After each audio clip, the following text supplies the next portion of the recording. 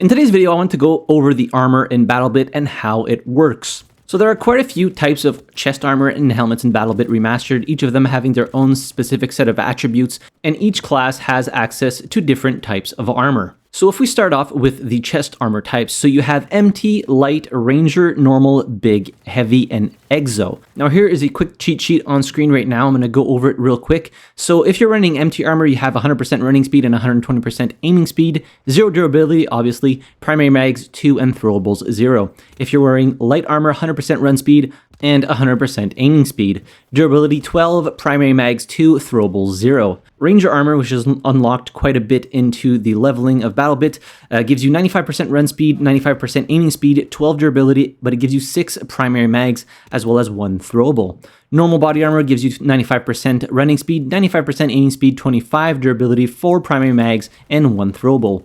Big, which is exclusive to the support class, gives you 95% running speed, 95% aiming speed, 25 durability, 4 primary mags, and 1 throwable, which is basically the same as normal, and the support has access to both of these. I don't even know why Big exists, but anyways, I digress. Let's keep going. For the heavy armor, you have 92.5% running speed, 92.5% aiming speed, durability 43, primary mags 5, and throwables 2. And finally, for the exo armor, which is also exclusive to the support class, you get 90% running speed, 90% aiming speed, durability 62, primary mags 3, and throwables 2. Now, it is to note that certain classes get access or have special perks, so to speak. So, for example, support, you get 2 nades base. So if you have, for example, exo armor, then you would get a total of 4 throwables. And then for primary mags, each weapon type has a different number of base magazines, and then you would add those magazines on top of it or deduct the magazines from it. So, for example, you're running an AR as the medic, you usually get 5 magazines, but then you slap on the range armor, then you're going to get a total of 7 magazines. For an SMG, I think you get more mags than that. You start off with like a base, for example, of 7, then you get a total of 9 magazines if you were to run the Ranger armor. So moving on to helmets, a little bit less in the helmet category. So you have 4 different types of helmets: MT, Normal, Heavy, and Exo. Here's a little cheat sheet on screen right now. So this only affects the aiming speed and obviously the durability of your helmet. So if you have an MT helmet, you have 110% aiming speed and 0 durability. If you have a normal helmet, 100% aiming speed and 12 durability. If you have a heavy helmet, 95% aiming speed and 25 durability. And finally, Exo, you have 92.5% aiming speed and 37 durability. Now, just a quick little note, I'm not sure if they combine both stats for the chest armor and the helmets because,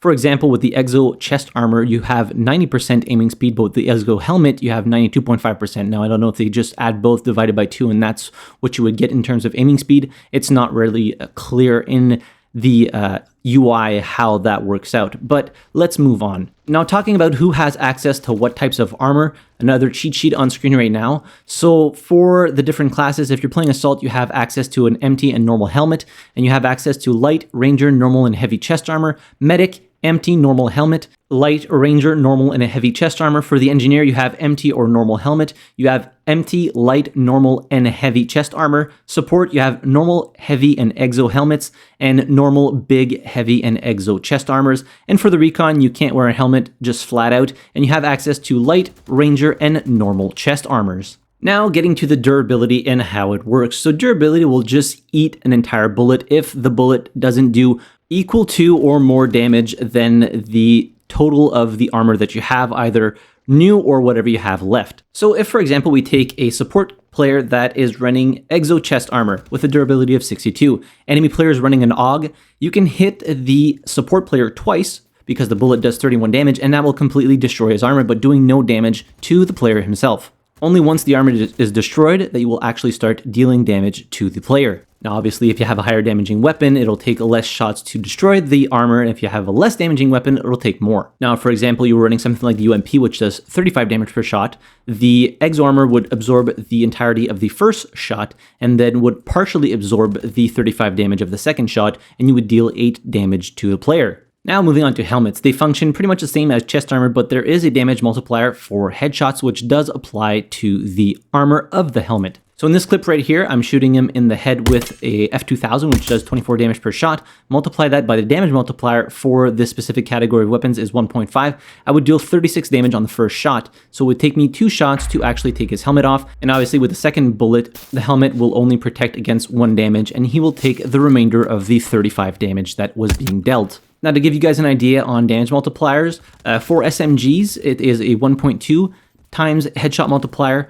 For most other weapons, 1.5x, and for sniper rifles, it's 1.9 times the damage to the head. Limbs don't have any damage multipliers, and they are never protected by armor, so sometimes it can be worth shooting, for example, a support player that is wearing exo armor in the legs to get a faster TTK rather than going through their armor. Of course, this is all dependent on what type of weapon you're running, the fire rate, the damage that it's doing, and how accurate you are being.